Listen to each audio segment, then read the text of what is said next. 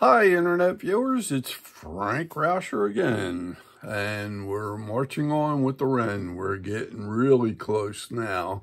We have all of the breast textured, and we did that with stoning, except for up here in the throat area. We burned that in, and all of this was stoned all the way back. And remember, we started with smaller feathers here, not real small, and then they got bigger to here, and then they came back down again and got smaller as we went back. So all that's done. Now today, what we're going to try to do is we're going to set the eyes in, and we're going to seal the beak. I'm going to show you how to do that, and I will bring the camera down again.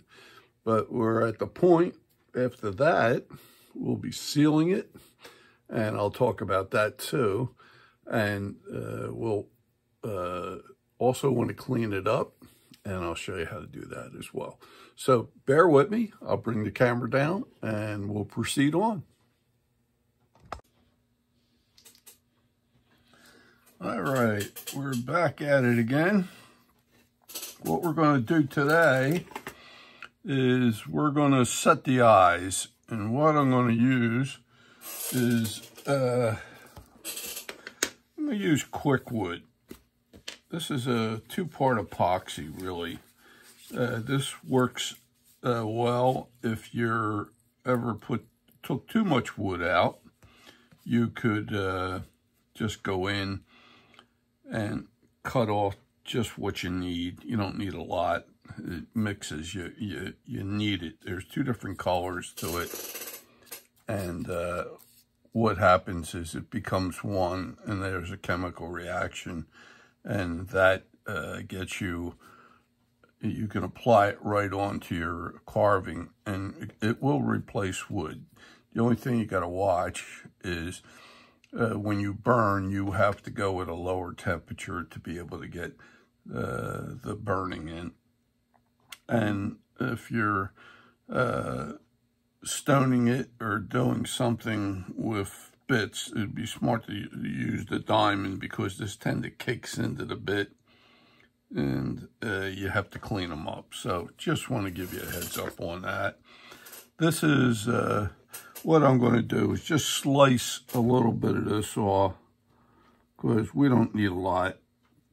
In fact, I got probably more than I need here. But I only take a little bit out. Let me show you. I may have been off screen there. And this is just a smattering. If you're taking where you're getting a lot of wood you need to replace, the nice part about it is you need it like this. This starts the chemical reaction, and you have about maybe 15-20 minutes to work with it and stuff like that. What I like to do sometime is I'll get a little cup and just add some water to it, or just wet it a little bit with my fingers, and that just helps it soften a little bit faster. I don't know if it's, you don't want to use too much water, but it gets a little crusty sometimes too on the top layer, so if it still stays crusty and not softens, it's smart to maybe go a little further in. But most of this is will work. Just wet it a little bit, and then when you soften it, it becomes one color. So I'm going to do two things. I got that prepared. I'll put that over there. Now, I've got a 4mm ball. You can use either the ruby or the diamond ball. Most of these are rubies, and they work out really good. I like these because I'm going to go in, and we already made a pilot hole here for the eye. Now we know where it's at because we drilled in with a smaller bit before. Now we're going to go in and I'm going to go straight in as if like I'm trying to end up what's on the other side. I'm trying to aim for that. Not that I'm going in that far, but I'll show you. I'm going to go in so far. And I go in like that. Now, here's the test. Most of the eyes you can get today, these are glass eyes. They're brown with a black pupil, and they're 4 millimeter.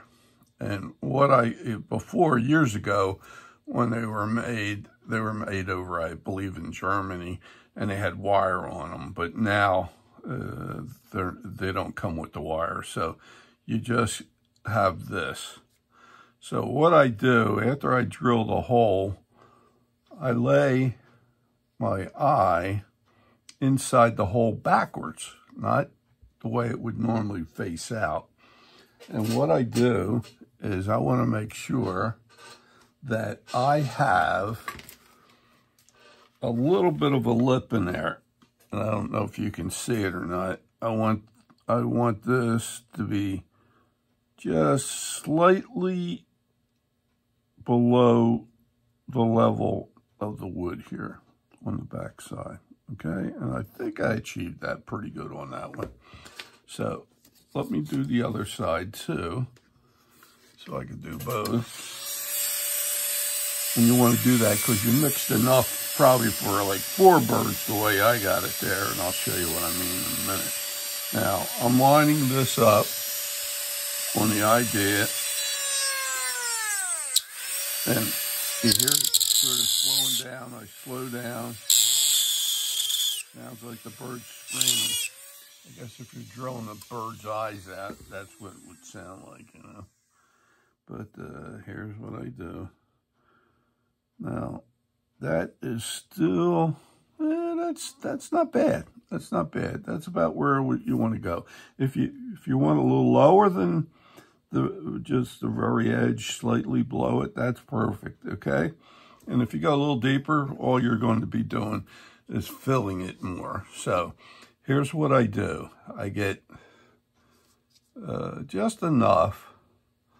Probably this is even more than I need for the one eye. And I'm going to go into that eye, and I'm going to drop that and plug the hole. Okay, you don't want to get it all over the place. Just keep it local to that. Now, I'm going to come in with the glass eye, and I'm going to get that right about where that hole was.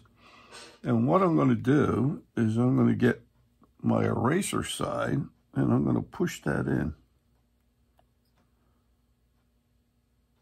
And you could use a regular eraser, you know, at the end of your pencil. I just happen to have one of these wedges on mine. Now, what I'm going to do is I got a fairly sharp point, not real sharp, but I go around the whole eye area, and I take the excess off. Now, I'll look to see the depth of the eye, and I may push that in just a hair more, and you'll see a little more putty ooze out. And I'll come around, and I'll try to clean that up so that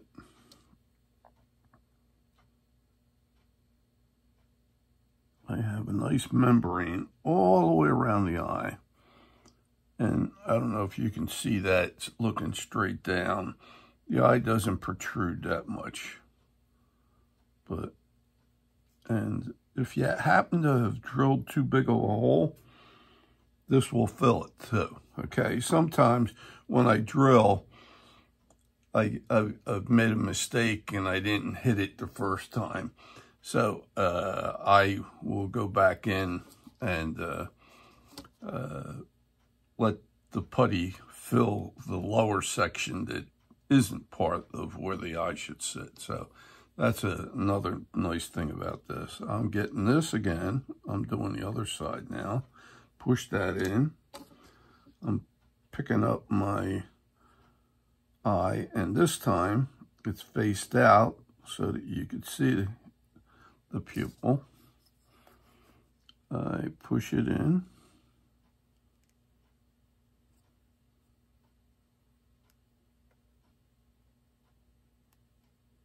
There you go. It got like oozy all over the place, so try to get the excess out of there, like that. Like I said, I got enough for 4 more birds here, so it's not like you need to get a whole lot out of the quickwood. Now, this is definitely sticking out more, so I'm going to come in here. I'm going to push that in some more, and I hope you could see this on the camera. It oozes out again, okay? So I get the point. It's not a point, you know, it's, and it allows me to go in, clean it out, and just leave a membrane around there. Now, I'm going to look at it from this angle looking down, and it doesn't project out too far. And I'll tell you what, in this case here, no, I'm happy, but I'm going to show you something. If you went too far, say you had a hole that was deeper and you wanted that exposed more and you pushed it in too far, you just get a sharp knife. This is like an X-Acto knife, but you can get anything, and you want to go in right behind the eye and pop it out, okay? Just that simple. And if you had a problem and the putty was, you took stuff out, what you could do is just put some putty back in there, just a little bit. Bring your eye around again. Make sure you got pupil side up, that you can see it. This is just for making sure if you want too deep, okay? So I push it in again, and let's get rid of some of that. I'm going to go around and get my membrane all the way around there. And now it's sticking out just a little too far. So I'm going to push it just a little bit more, just a little bit. And you see a little more of the putty popped out. So I will come in and just scoop right around there. And I think that's pretty close. So I'm going to be happy with that. So I'm going to stick with that. Now, what I want to do is, before we get too far afield, and we're going to try sealing this and everything else, and I'm going to explain to you how we do that. But you want to get a brush before we get too far afield here to get all the dust out, okay? So what I did is I put a brush in here. But this thing was getting loose. There we go. I'm going to run this at half speed on my machine. I don't want to go too strong here. And I'm going to come in. I'm going to go around the eye, but I don't want to really go into it. And I want to get all the dust out of here so that we're now prepping this for painting. And you'd be surprised how much dust is laying in on all of this.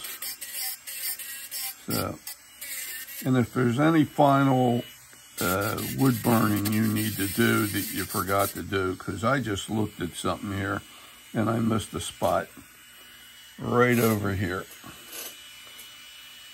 right in there. So I'm going to get that before I quit here.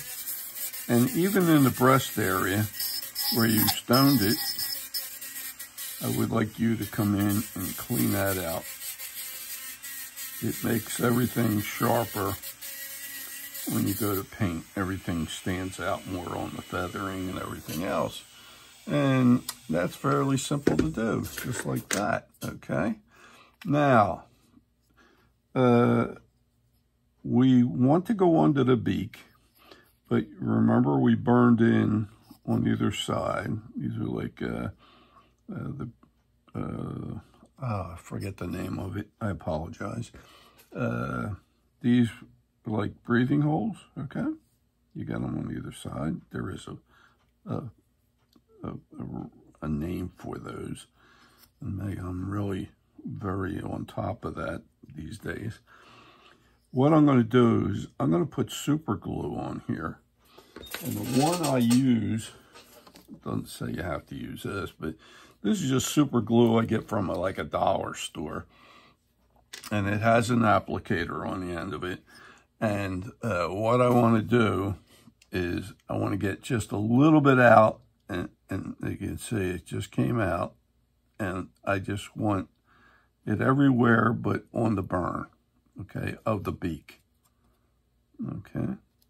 And use the applicator to spread this. You don't want a load of this. You don't need a lot. You can just, if you get too much, just aim it down. So when it drips this way. It doesn't go back into your, what's the name? Into your burn. Because you don't want it in the burned area. It just fills up the voids and you're trying to keep the detail. Okay? So now what you want to do is just let that sit and dry, and it only takes maybe a minute or two. But I find that this super glue here is the type you want to use and not this one here. I'm going to show you another type. This is a gapping glue. It's called a gel. You don't want to use that. This is too heavy. You want to use the regular super glue because what it does, it penetrates into the wood, and when you get done, we'll sand that a little bit when it dries, and that'll give you that bony look that you need to have that beak. The beak is like a bone, and you want to try to make everything look like it's realistic, and even the paint will be treated differently the way it goes over there. It's smoother, where even though we're going to seal this, it'll soak in a little bit, but that's going to be the other thing I'm going to show you too. Let me put this on this cup so it can dry, and bear with me 1 second. I forgot to grab the sealer.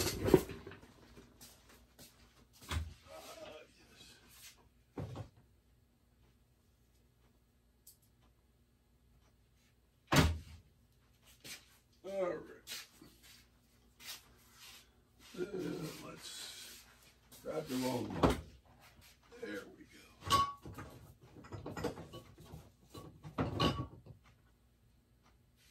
That's the adhesive.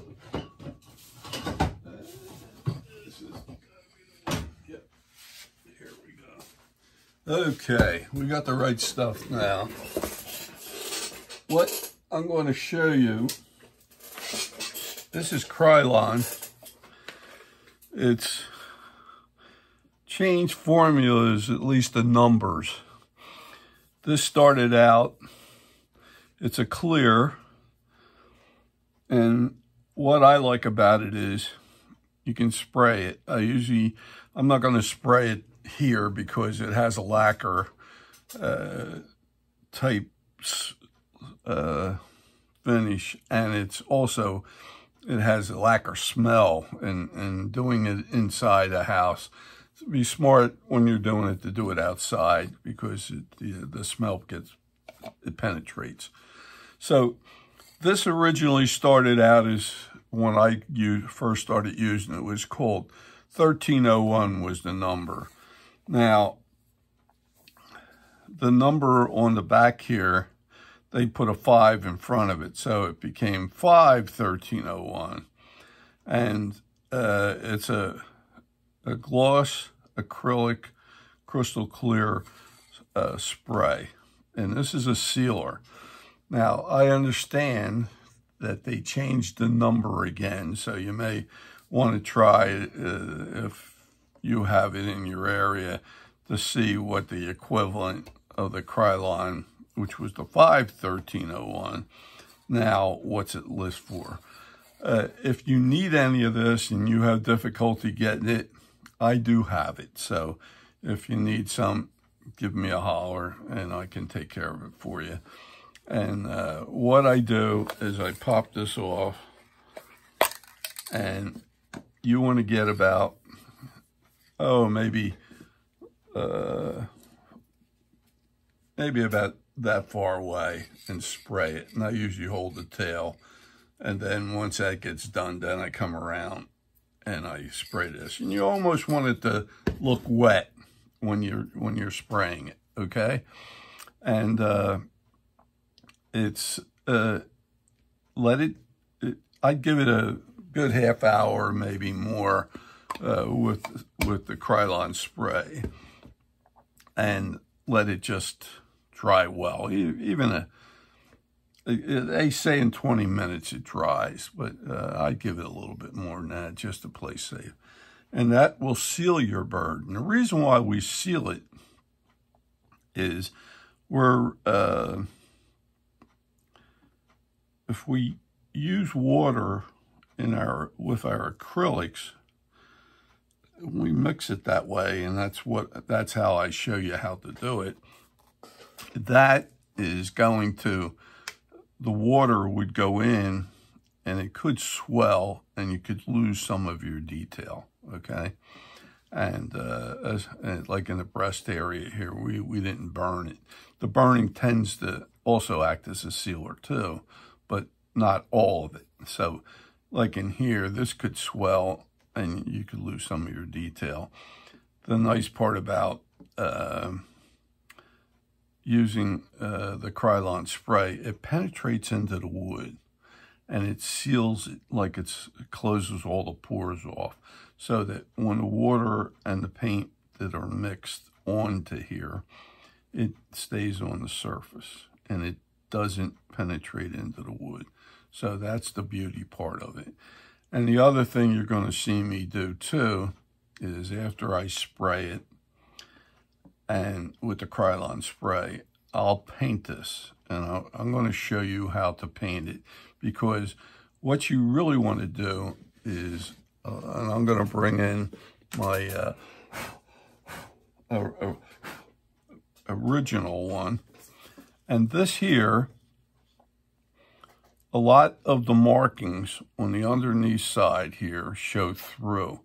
And so we don't want to get this area so white that it doesn't go through. And we want some of this markings to go through the white, so that when you put like a raw umber or burnt sienna on here, it'll still come through and you'll see these markings in here.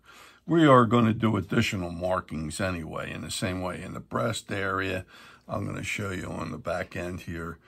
We also will paint and mark this before we even start putting washes on, and I'll show you how to do that. Same way with the wings here and these markings here. We will paint some of these in, you know, because burning isn't doing everything.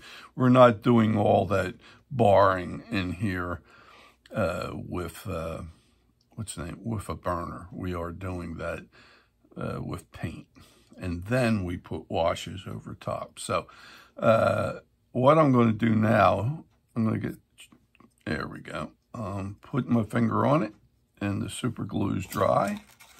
Okay, and what I'm going to do is come in and lightly take the glaze off. I'm not trying to reshape. I'm just trying to get the glaze off of what we just sealed with the super glue. And it only takes a couple swipes here. And this is, any sandpaper will do, but, you know, like maybe a 120, 150. If you have even finer, that's fine too. So, I'm trying to get most of the glaze off. When we go to spray, you're going to end up with another glaze again, but this gives you that bony look, and we're good to go. So there we are. We have this all ready to be sprayed. I will spray this so that the next time you see it, it'll get a little, just a little off color from where it's at now. And then what we'll do is I'm going to show you how to start painting this. Okay, we will definitely put a white undercoat, because that is like the basis, so that some of the wood was stained or a little bit initially. You know, not all basswood comes totally pure color of one kind. Sometimes you get little inclusions in it and stuff like that, in the coloring, that is. And this white will balance that out. And so on the next video, we will do the whiting out, and I'll show you how to do that. And we're not going like right from the tube onto the bird. So we're going to mix it with water, and then we'll build it up. So I'll show you how to do that. So the beak is ready. The eyes are fine, even though they're not real shiny. Don't worry about that. That they come clean. The eyes are there. When you're spraying, don't even worry about the eyes. Spray right over the eyes and everything else. And you're doing, like I said, I usually hold it like this, spray it about 6 inches away. It'll look wet like, and you're good. Then grab this end, do the tail and the rump, and then sit it down, but don't sit it on plastic or anything like that, because this spray is like a solvent. It'll start melting some plastic. You don't want that attached to your bird anywhere. So if you got a piece of wood or something like that where you can just grab it and let it sit on it like that, you know, and let it dry, you're better off, okay? And not like a plastic cup like this. You wouldn't want to do that neither, okay? Because it may react to the lips here. So put it on, even a piece of paper is fine, but like a piece of wood or something, just so it's just propped up, you know, and it's just dry, or a piece of cardboard or something like that. And of course the bird doesn't want to stand up right now. Or we could do it this way. I'll find a way. But anyway, you'll find something to prop yours in. You can even do it this way. And so if you could do that, I need to do a little burning. You want to make sure that you got all your spots. I definitely missed this, and I'll come back in and I'll do some more of that and get that burned in so that everything is textured. And that's the goal of it. So your wren is now almost ready to fly. We're going to put some paints on it, put some markings, and then some washes, and before you know it, we're there. So I hope you got something out of this one as well. And if you did, give me a thumbs up. And if you would subscribe to my channel, you'd help me out greatly too. And we will try to get this guy flying pretty soon here, okay? So see you on the next video, and I hope you enjoyed what you saw. Bye now.